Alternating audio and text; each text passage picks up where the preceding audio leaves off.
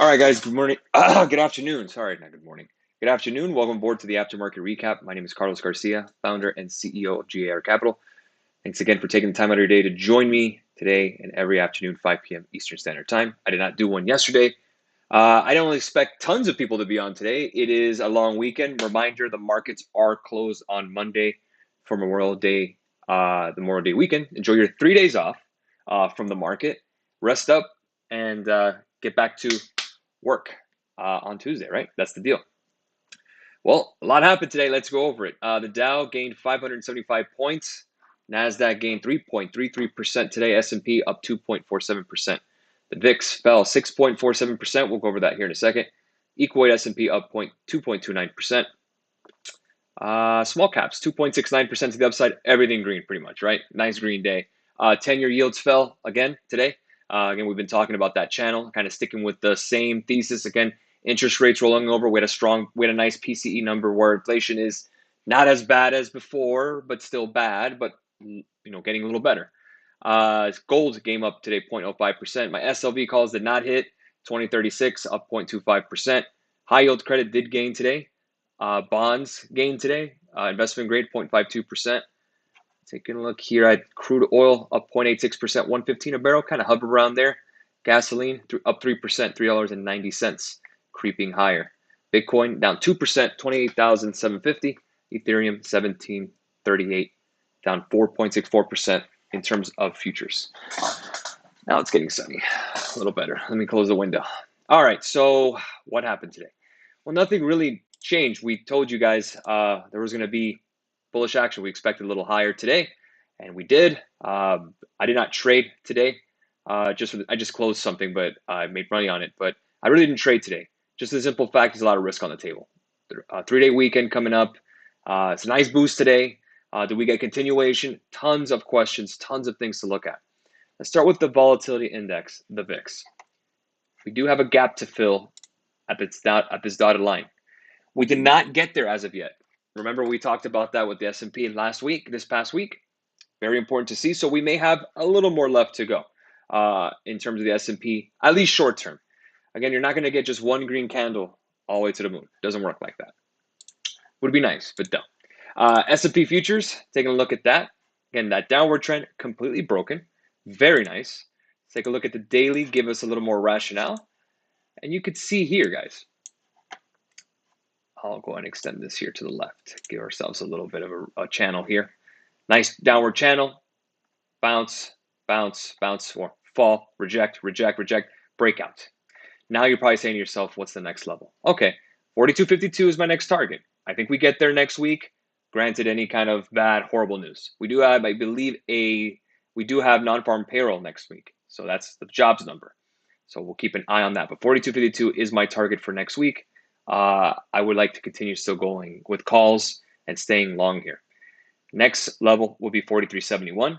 That's your neckline of your inverse head and shoulders where we fell. Now we're bouncing. So now we're back to the bottom end of this range. We're now in level 2 of the house.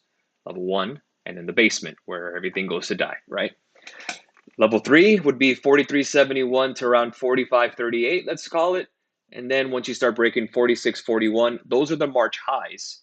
If that's broken, you're talking about your stone's throw away from all-time highs. That's huge. Again, that's a lot of working parts that we need to get there. But again, short term, I'm sticking with my bullish thesis. I've been talking about this on the blog, on YouTube with you guys. I think you stay long here, at least until 42.52. We may ping pong a little bit between 42.52 and 41.01. I believe we do have a summer rally going into June and July. We'll get to 43.71, I believe, and then there we kind of just hover. If we start getting above that, kind of the make or break point is around 44.50. That's if you start breaking those levels, then it gets very, very interesting where the bottom is probably already in. You could get there. When I start buying stocks here, now it's getting interesting, but again, it's only been 1 week. So again, let's give ourselves a little bit of time. Let's see if we get to 42.52. If we can and come back down, maybe retest 41.01, which was the Russian invasion lows. That was that gap fill. I think I'm comfortable buying there. Again, my target before was 37.50 with a 3% yield and a 17 PE ratio forward. So again, that's a good value. But again, 4101, if we're getting bullish momentum, we'll probably retest here. If we do, I'm a buyer and I'm looking to buy some stocks there. Not to go completely nuts, but again, definitely start positioning myself to start adding to some positions because that would show that at least I can catch with a summer rally. I still think we're probably going to fall if we don't get above 44.54. 44.54, I think, is the huge number in my eyes that if that's broken, then the paradigm and the perspective shifts because that's above the 200-day moving average on the daily. That's huge. If you get above that, you can start making that debate or that argument that the worst is over, that everything has been priced in. But we need a lot of things to work out here. We need China to get out of COVID lockdown, Russian peace with Ukraine, that would be great. And we need the Fed to kind of slow down, right? We need inflation to come down. Good news is that I read a note on JP Morgan had a note today regarding the Fed may overshoot their interest rate hikes. So the market is kind of pricing in a possible softer than expected landing where, hey, they could still take out the ammo and still decrease or cut rates. And I think that's what the market is kind of discounting, that inflation isn't as bad. The Fed is working on a lag. They may overshoot. We'll get some accommodation if a recession it were to be in the cards. So a Fed put sounds about right. I mean, don't get too excited. It's just, we just got started on a nice week. The first green week in 7 weeks. That's a lot, but I wouldn't make any major decisions here. If you're dollar cost averaging, fine. I think that's totally cool. If you're playing calls, I did not do anything for next week. Again, I'm clean. I rather just wait it out.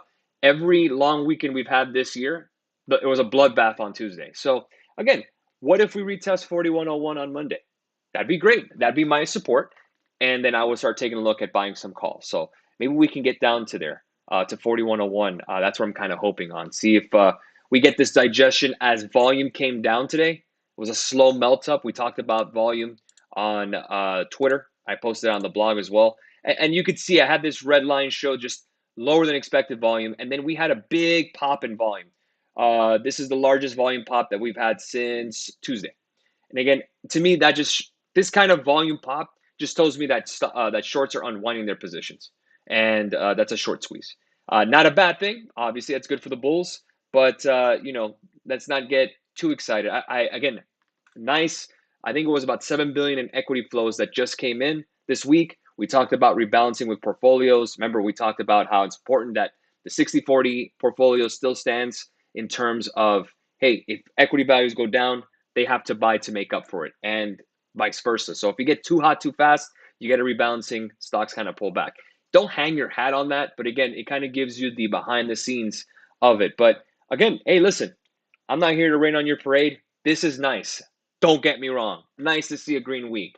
But again, I hope you just didn't panic close around 38.50. I just hope you didn't. Not for the simple fact that you don't have diamond hands. I don't care. That's up to you guys. But again, trade with a plan. Trade with a plan. Invest with a plan. Know your targets. Know your time horizons so you don't freak out when these things happen. Because technically speaking, we had an intraday bear market. It's not even a real bear market in a sense, right? We didn't really get one. It's not recession. I know we're pretty much just kind of licking our wounds from 2020. A lot of money came in there. So again, that helped. But for the most part, it's a nice day, nice week. Usually in a holiday week, we get a nice push towards the close. June, I'm expecting it to be pretty strong, seasonally wise. July as well, not as good as June. I think June gets us to 4,300. I think we get there. Absolutely. It won't be as pronounced as these kind of moves just yesterday and Friday. It's going to be more of a slow melt up. So again, don't expect sharp increases, another 575 point day on Tuesday. I just don't expect that. Again, if we do, great, but I don't think so. But for the most part, guys, it was pretty, we had some great price action. But if you're an options trader, you pretty much made your profit for the week. There's no real reason to risk more just because. If you did, great. I didn't. I sat back and I say there's another fight for another day, and it's just a little too much risk out there. I mean, I could have banked if I played calls today, but I mean, I just didn't think it was worth the risk. And I think we did the right thing this week. Played a little conservative than I would like, but we did well. And that's the most important thing, is quality over quantity at the end of the day. But the charts told us everything. The price action analysis was on point. Well done, team. And well done to all the members. I'll catch you guys on Instagram Live in about 15 minutes. So I will see you guys there. Not much to talk about in terms of the market that you don't already know. So if you do like this video or these videos, remember we talked about all this. We knew we were going to go higher. Hit that like button because more is going to come. Again, remember, this right here, the charts, is what the market is telling us. The analysis that we do, reading, getting you the information, explaining things, is why it happens. Big difference. Understand the why so you can master it. Have a great rest of your day, guys. See you in a bit.